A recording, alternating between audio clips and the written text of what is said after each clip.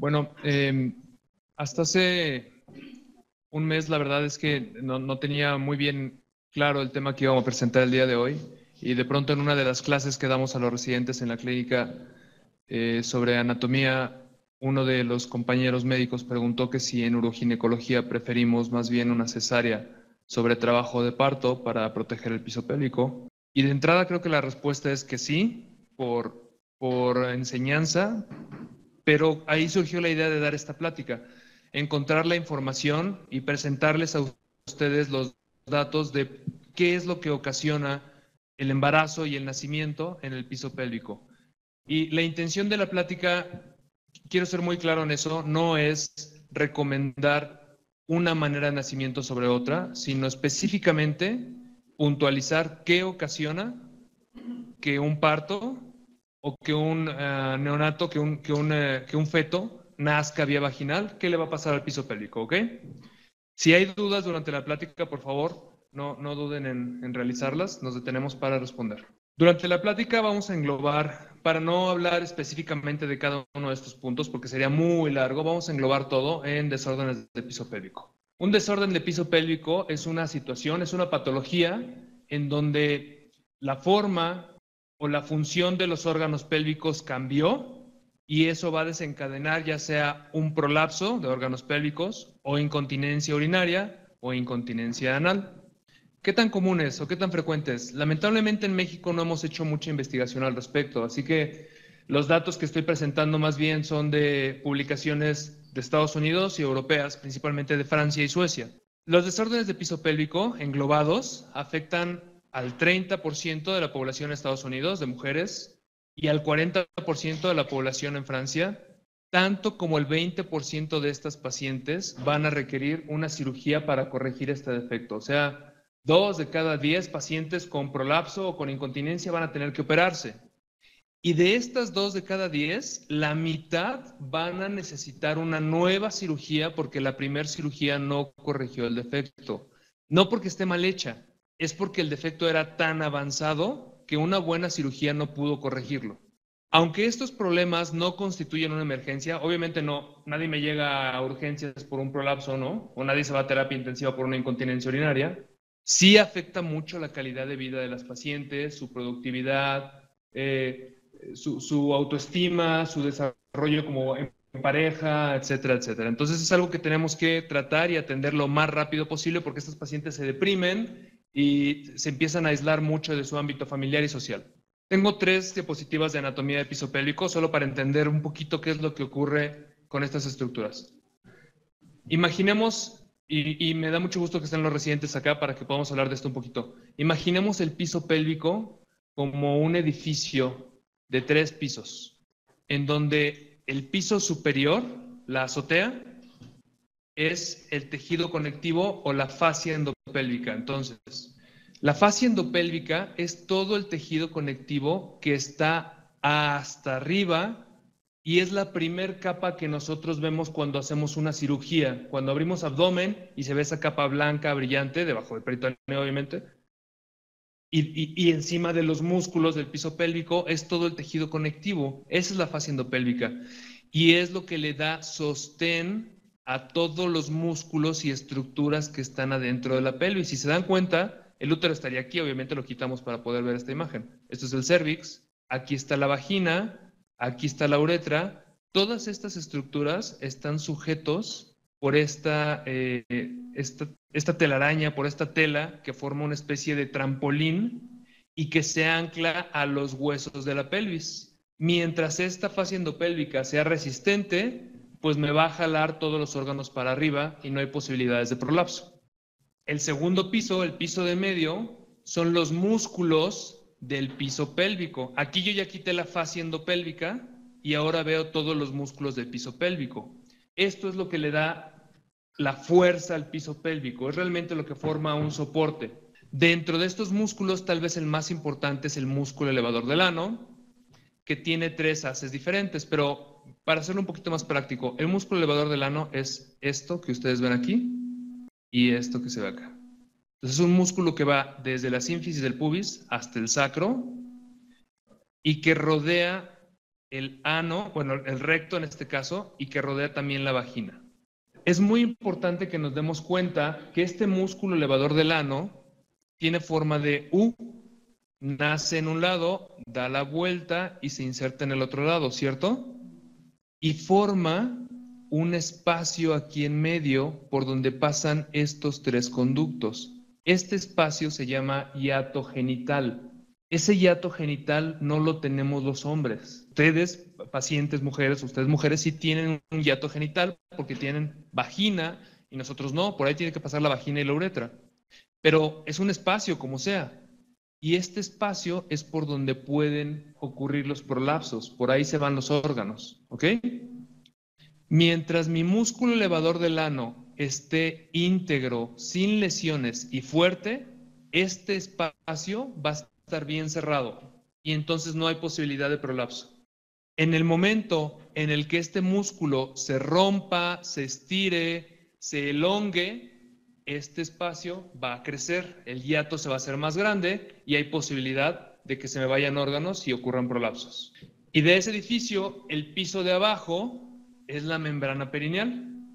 Debajo de los músculos está la membrana perineal. Es lo que vemos cuando atendemos un trabajo de parto para los residentes. Estos son los músculos más superficiales, más hacia nosotros. ¿Sí? Si aquí tengo la entrada a la vagina, pues aquí tengo mi músculo bulbocavernoso, mi transverso superficial perineal y mi músculo isquiocavernoso, que son los que yo corto cuando hago una episiotomía. Quiere decir que mi piso pélvico está compuesto como si fuera un sándwich por tres estructuras. La fascia endopélvica, la carnita sería los músculos y debajo la membrana perineal. Yo necesito que las tres capas se lesionen para tener un desorden de piso pélvico, incontinencia o prolapso o incontinencia anal. La otra causa por la que pueden haber desórdenes de piso pélvico es lesión neural. Si no se lesiona el piso pélvico, se pueden lesionar también los nervios y estos nervios le dan sensibilidad y movimiento a los músculos del piso pélvico. El más importante es, para nosotros, para esta situación, es el nervio pudendo, que nace de las raíces de S2, S3, S4. Es este nervio que aparece por acá y tiene tres ramas, una hacia el clítoris, otra hacia el vestíbulo y otra hacia el ano, y estas tres ramas son bilaterales, ¿no? Este nervio puede tener lesiones por elongación durante el nacimiento. La cabeza de un feto, cuando está coronando, puede estirar tanto esta estructura que puede desgarrar o elongar estos nervios y ocasionar una lesión en estos músculos. Bien, aunque realmente no se ha podido demostrar mecánicamente durante un trabajo de parto que el parto sea lo que daña estas estructuras, pues por sentido común sabemos que el hecho de que una cabeza atraviese estas estructuras y las elongue, las haga a un lado, pues va a ocasionar un aumento de presión, un estiramiento y un desgarro de los nervios, músculos y tejido conectivo del piso pélvico. Recuerden que dijimos que yo necesito que todas las estructuras estén íntegras para que el piso pélvico funcione bien. Basta que una de estas estructuras se lesione para que yo tenga algún defecto. Aquí estoy teniendo, por ejemplo, un desgarro de periné y aquí estoy teniendo un desgarro en una de las porciones del músculo elevador del ano. Ok, dejamos atrás anatomía y ya comenzamos con los mecanismos de lesión de piso pélvico. Quiero abrir un paréntesis para comentar una teoría que pudiera explicar por qué estamos teniendo muchas lesiones actualmente, entre comillas.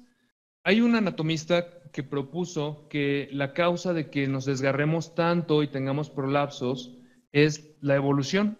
Hace 3 millones de años, más o menos, pues éramos primates y caminábamos en 4 puntos y poco a poco empezamos a levantarnos y eso dejó 2 puntos libres, las manos, y eso permitió que creciera un pulgar y que pudiéramos utilizar herramientas. Eso hizo que nuestro cerebro empezara a crecer muy rápidamente, más rápidamente que la evolución del resto de nuestro cuerpo. Nuestro cráneo tuvo que adaptarse al crecimiento de ese cerebro, pero nuestra pelvis probablemente no pudo empatar la rapidez del crecimiento del cráneo. Entonces, lo que se propone es que el canal obstétrico no creció tan rápido como el cráneo. Y eso significó que los nacimientos de los seres humanos tuviesen que ser cada vez más prematuros. Si nos damos cuenta, la mayoría de los mamíferos cuando nacen, un ejemplo, un caballo, por ejemplo, nace y a los 3 minutos ya está corriendo, ¿cierto? Y ya puede huir y defenderse. Los seres humanos no, tenemos que esperar hasta los 2 años tal vez para correr o para depender o para no depender de mamá. Entonces, estas teorías dicen que para ser autosuficientes tendríamos que nacer con el tamaño de un bebé de 2 años, ¿no? Imagínense un parto de un bebé, pues ¿cuánto pesa un bebé de 2 años, no? O sea, de 10, 12 kilos, sería imposible, ¿no? La pelvis no da para eso. Entonces, por eso tenemos que nacer tan prematuros, entre comillas, tan indefensos para que la cabeza quepa a través de esa pelvis que no logró evolucionar tan rápido. Y entonces, por eso se propone que es el tamaño de nuestro cerebro, el tamaño de nuestra cabeza lo que está ocasionando estos daños en nuestro piso pélvico. Quedamos que hay 2 maneras en que se puede lesionar nuestro piso pélvico. Una es o que se lesionen los nervios o 2, que se lesionen las estructuras como tal, los músculos. Vamos a hablar de la primer tipo de lesión, la lesión neural. Nervio pudendo, dijimos. 1. Va a haber un descenso de la presentación fetal, generalmente es la cabeza, ¿no? Casi siempre empieza a bajar por la vagina y esto empieza a elongar la vagina y las fascias. 2. Estiramiento o compresión de los nervios que están alrededor de estas estructuras. 3. Este estiramiento puede ser tan intenso que se rompen las fibras de mielina que están cubriendo el tejido nervioso y entonces ese nervio queda inutilizado. O 4. Literalmente puede haber denervación, el nervio se suelta del músculo, se rompe y entonces estos músculos quedan sin inervación durante tiempos prolongados. Estudios con electromiografía han demostrado denervación del esfínter anal en el 40 u 80% de las pacientes posteriores a un trabajo de parto. O sea, la mitad por lo menos de las pacientes que tienen un trabajo de parto tienen una lesión en el tejido neural después de un trabajo de parto. 2. La mayoría de las lesiones neurales se resuelven con éxito solitas en el primer año. Estos nervios se regeneran, ¿sí? O sea, la denervación ocurre constantemente, pero afortunadamente vuelve a crecer esta vaina de mielina, o los nervios vuelven a desinflamarse, etcétera, y se recupera la función del tejido nervioso, casi siempre en un año. Existen lesiones que pueden durar tanto como 6 o 10 años. ¿Cuáles son los factores de riesgo que me van a llevar a lesiones de 6 o 10 años? Pues aquí está. Parto instrumentado, forceps, número 1. 2, periodos expulsivos prolongados. En ocasiones la cabeza en un periodo expulsivo prolongado puede ocasionar necrosis del tejido neural por disminución en los niveles de oxígeno, la hipoperfusión que ocasiona esta cabeza ya atorada en el canal de parto. O 3, macrosomía fetal. Entonces, si tenemos cualquiera de estas 3 situaciones, ya podemos prever que va a haber una lesión neural segurito. Y el otro mecanismo de lesión dijimos que es que se dañe el piso pélvico como tal, los músculos. Y el principal dijimos que es el músculo elevador del ano, que habíamos dicho que es un músculo en forma de U, que nace en el hueso púbico, tiene 3 haces, pero el principal le da la vuelta a las vísceras y se inserta del otro lado en el hueso púbico. Este músculo es crítico para la función del piso pélvico, tiene forma de U como dijimos, y si este músculo se lastima, se va a ensanchar el hiato genital, como habíamos comentado, y la posibilidad de prolapsos aumenta muchísimo. Estudios de resonancia magnética y ultrasonografía han demostrado que este músculo puede desinsertarse durante un trabajo de parto, es decir, la inserción aquí a nivel del pubis puede romperse en uno de los 2 lados o en los 2 lados con un trabajo de parto. Esto ocurre en 1 de cada 4 pacientes que tengan trabajo de parto, sin importar si era macrosómico o tenía peso normal, como sea. Si tienes trabajo de parto, hay 1 en 4 de que se te desinserte un pedacito del músculo elevador del ano. Esto ocurre solo en el 1% de las pacientes con cesárea, así que ya empieza a haber un sesgo un poquito hacia el trabajo de parto. Y obviamente el uso de forceps multiplica por 5 la posibilidad de que este músculo se lastime. Vamos a empezar con algunos estudios, ya con información como tal, números. Mujeres con prolapso. El 36% de las mujeres en Australia tuvo lesión del músculo elevador del ano, el 55% en Estados Unidos y el 62% en Suecia. Entre más grandes los bebés, entre más macrosómicos, más posibilidad de daño aquí. Mujeres con incontinencia, 24% de estas pacientes tuvo lesión del músculo, y lo que sí se dieron cuenta es que las mujeres que tenían lesión del músculo elevador del ano, casi todas mejoraban cuando las ponías a hacer ejercicio y rehabilitación de este músculo. Entonces, esto confirma que una de las situaciones más graves para que tengas prolapso, incontinencia anal o fecal es que este músculo se lastime. Multíparas. Es verdad que entre más partos tengas, peor te va a ir en cuanto a problemas de piso pélvico. Vamos a ver. Se propone que existen más lesiones del piso pélvico conforme más partos tengas.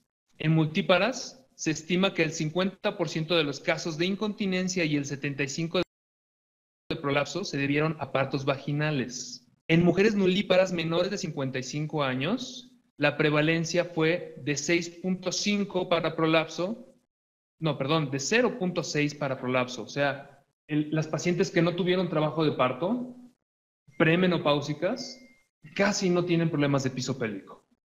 ¿Cómo está la prevalencia en pacientes multíparas para incontinencia urinaria? Bueno, en una paciente sin partos, la incontinencia urinaria se presenta en el 6.5%. Con un parto, 9.7, con 2, 16.3 y con 3, 23.9. O sea, en este estudio, por lo menos, entre más partos, sí fue aumentando la incidencia para incontinencia. Y para prolapso, con un parto 2.5, 3.7 y 3.8. Este estudio que les presento, a mí no me pareció que los resultados son tan reales. Lo pongo aquí porque sinceramente es el que encontré más reciente, digamos, pero dirían por ahí, yo tengo otros datos que son estos. En Inglaterra se llevó a cabo un estudio muy bueno en donde se dio seguimiento a 17,000 mujeres durante 17 años. Se estudiaron muchas cosas, efectos hormonales, etcétera, pero una de las ramas de este estudio era la paridad. Querían saber cómo les iba, si se embarazaban 1, 2 o 3 veces, si eran partos, si eran cesáreas, etcétera.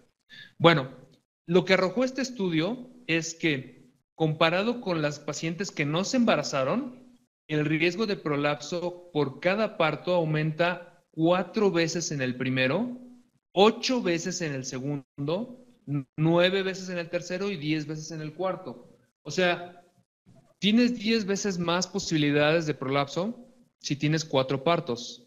Entonces sí, si tienes más partos, tienes más prolapso. Pero lo que nos está diciendo este estudio realmente es que el daño mayor ocurre en el primer parto.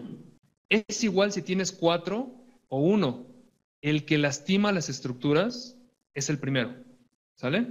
Otro estudio que se me hizo muy importante, gemelas idénticas. 271 gemelas. Edades promedios durante el estudio, 45 años, iban de 15 a 85 años. En todas estas gemelas, una había tenido solo un parto y la otra había tenido más de 2 partos. Este fue requisito básico para este estudio. La incontinencia urinaria en la que tuvo más de 2 partos fue del 48% y 24% en la que tuvo solo un parto. Y el aumento de riesgo fue al triple con un parto y el cuádruple para 2 partos en cuanto a incontinencia urinaria. Estoy de acuerdo que habrá otros factores, ¿no? Estilo de vida, etcétera. Pero bueno, están comparando genéticamente. ¿Cuál es el papel de los factores obstétricos para el desarrollo de incontinencia o prolapso? Tenemos como factores obstétricos embarazo, el trabajo de parto como tal, sin nacimiento, solo el trabajo de parto, contracciones, el nacimiento vaginal, el peso fetal y el uso de forceps. Embarazo, solo embarazo, sin trabajo de parto. Es muy común, y los residentes no me dejarán mentir, los que están en consulta de obstetricia, que muchas pacientes llegan preguntando que si es normal tener incontinencia durante el embarazo, ¿no? Oye, doctor, yo estornudo y se me escapa la orina, o de pronto me siento y se me sale un chorrito. Sí, es súper normal. La mitad de las pacientes embarazadas tienen incontinencia urinaria y hay estudios que dicen que hasta el 70%, y esto se debe al aumento de presión por el feto. Esto es más alto en el segundo trimestre y entre más te acerques al nacimiento, pues más aumenta la severidad porque hay más presión en el abdomen. La mayoría de las pacientes resuelven de manera inmediata al momento del nacimiento. En el momento en el que se elimina la presión, ya no hay incontinencia, y conforme avanza el tiempo hacia un año, el resto de las pacientes resuelve. Solo 1 de cada 10 va a permanecer con incontinencia después del nacimiento. El 90% resolvió a 1 año. Entonces, el embarazo no juega como papel de riesgo para incontinencia y prolapso. ¿El trabajo de parto, las contracciones, afectan en algo o no? Estudio de 15,000 mujeres, población abierta, solo un embarazo, 1 año después del nacimiento. No hubo diferencias significativas en pacientes que se fueron a cesárea electiva contra las que tuvieron trabajo de parto y acabaron en cesárea, contra las que tuvieron periodo expulsivo y acabaron en cesárea. Todas, en cuanto a incontinencia urinaria, tienen 6.1, 6.4, 5.7. Lo que está diciendo este estudio es que lo que realmente afecta aparentemente es el nacimiento vaginal y no el hecho de que tengan contracciones o no las tengan, porque los 3 grupos se fueron a cesárea, aunque algunas tuvieron contracciones. Otro estudio de 4,458 mujeres post cesárea, no diferencia significativa para desarrollo de incontinencia, vejiga hiperactiva o incontinencia anal entre las que presentaron trabajo de parto y las que no lo presentaron, siempre y cuando el nacimiento no haya sido vaginal. Entonces, estos 2 estudios se apoyan. Y el tercer estudio, 1,011 mujeres post cesárea, no diferencia significativa para desarrollo de prolapso entre las que tuvieron trabajo de parto. Aparentemente, estos estudios nos están diciendo que la cesárea funciona como un factor protector para incontinencia urinaria y prolapsos de órganos pélvicos. Así que aquí viene la discusión más grande de todas, ¿no? ¿Qué o cómo se recomienda vagina o cesárea? Y reitero lo que dije al principio, el motivo de la plática no recomendar uno sobre otro, cada quien va a tomar sus conclusiones, vamos a presentar solo la información. Nacimiento, estamos hablando de parto, nacimiento vaginal. El nacimiento vaginal aparentemente juega un papel importante para causar múltiples desórdenes del piso pélvico. Estudio con 15,000 pacientes, todas con prolapso. Estas 15,000 las cacharon para el estudio porque todas iban para cirugía. Pues estas son pacientes ya quirúrgicas. De estas 15,000, el 92.9% tuvo por lo menos un trabajo de parto y el 1.9% tuvo nacimientos por cesárea. 90,000 pacientes suecas, o sea, bebés grandes, ¿no? Arriba de 3,500, etc. Solo con un nacimiento estudiaron incontinencia urinaria y prolapso. Las pacientes que tuvieron parto, incontinencia urinaria 1.2, prolapso 2.2. Las que tuvieron cesárea, incontinencia 0.4 y prolapso 0.2. Nacimiento vaginal. 1,011 pacientes, 5 a 10 años posteriores al nacimiento, o sea, muchísimo después de que nació este bebé, para ver qué efectos tuvo sobre el piso pélvico. Parto contra cesárea. Aumento de riesgo de incontinencia para parto, OR 2.7, y para prolapso, 5.6 para parto. 5,236 pacientes 20 años después del nacimiento. El nacimiento ocurrió entre los 29 y 32 años. Parto contra cesárea. Aumento de riesgo para defectos de piso pélvico. Incontinencia 40.3 en parto y 28.8 en cesárea, OR de 1.7.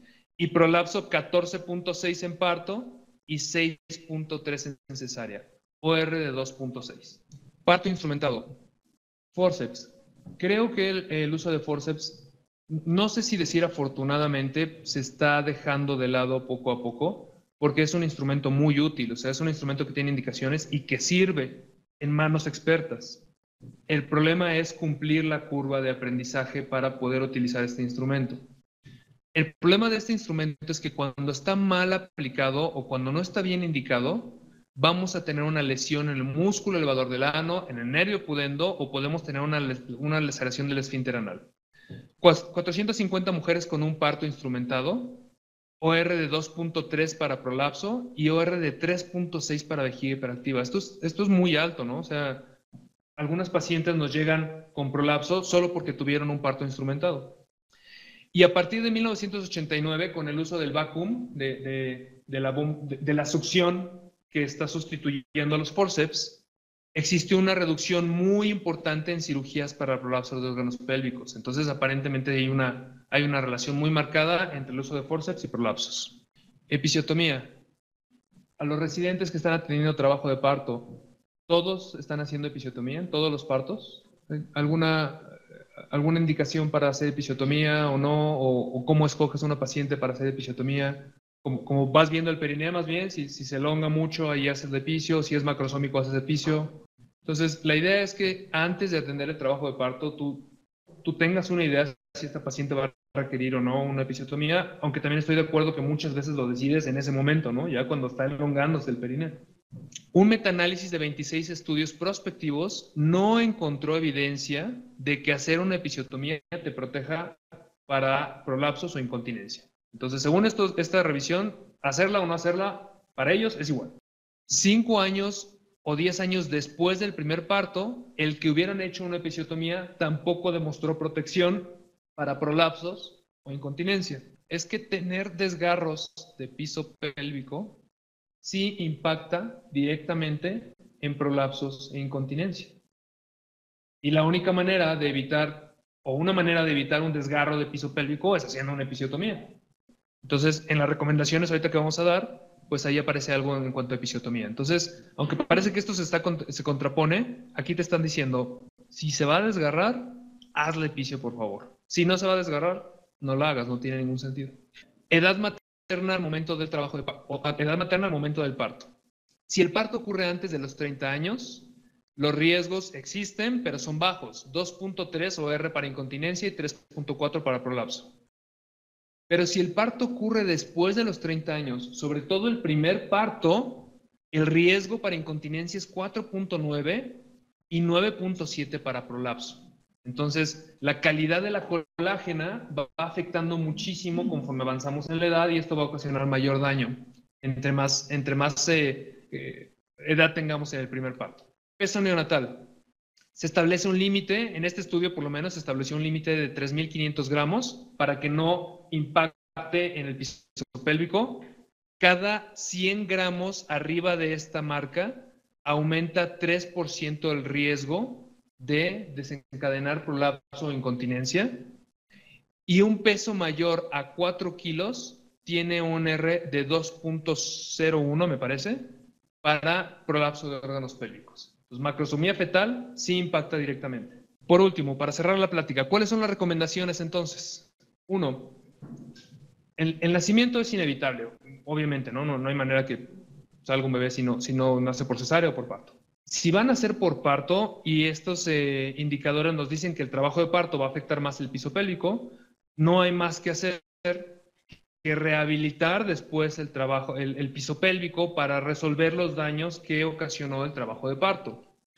La mejor manera de hacerlo es con ejercicios de piso pélvico.